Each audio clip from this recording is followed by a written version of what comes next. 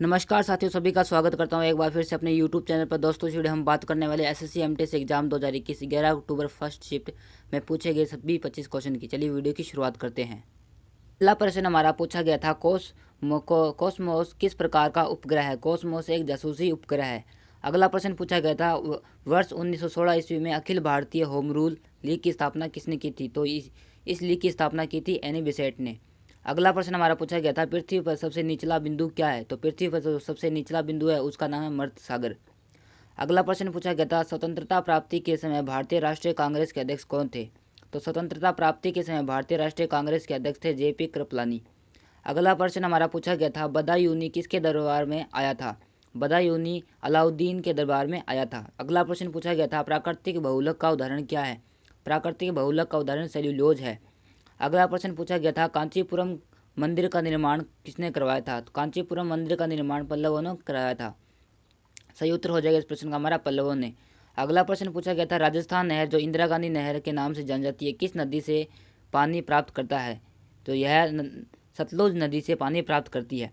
अगला प्रश्न पूछा गया था, प्रतिजैविक किससे बनता है? प्रतिजैविक पेंसिल कवक से बनता है। अगला प्रश्न पूछा गया था, हड़प्पा कालीन लोथल स्थल कहाँ पर स्थित है? हड़प्पा कालीन लोथल स्थल गुजरात में स्थित है। अगला प्रश्न आया था हमारा, काला बाजार का रोगवाहक क्या होता है? काला जार का रोगवाहक होता है सिकता मक्खी। अगला प्रश्न पूछा गया था, सिंधु घाटी सभ्यता किस प्रकार की सभ्यता थी? सिंधु घाटी सभ्यता शहरी सभ्यता थी। अगला प्रश्न पूछा गया था, सिंधु घाटी के लोग किसकी पूजा करते थे? सिंधु घाटी के लोग पशुपति की पूजा करते थे। अगला प्रश्न पूछा गया था, चंबल और साबरमती नदी प्रणाली किस पर्वत को द्विभाजित करता है? तो चंबल और साबरमती नदी अरावली पर्वत प्रणाली को द्विभाजित करती है। अगला प्रश्न पूछा गया था, रुद्र सागर झील किस राज्य में स्थित है? रुद्र सागर झील मध्य प्रदेश में स्थित है। अगला प्रश्न आया था, यदि दो तत्वों की परमाणु संख्या समान किंतु द्रव्यमान संख्या भिन्न भिन्न हो तो वह क्या कहलाता है?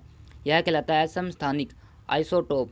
अगला प्रश्न पूछा गया था, स्पेन देश का राष्ट्रीय खेल कौन सा है? स्पेन देश का राष्ट्रीय खेल सांड युद्ध है। अगला प्रश्न पूछा गया था, गुरुमुखी लिपि किसके द्वारा विकसित किया गया था? गुरुमुखी लिपि गुरु अंगद द्वारा विकसित किया गया था। अगला प्रश्न पूछा गया था, कौन सा विटामिन जल में विलय है? तो विटामिन ए तथा बी जल में विलय है। अगला प्रश्न पूछा गया था, बंगाल विभाजन कब हुआ था? बंगाल विभाजन 1905 ईस्वी में हुआ था।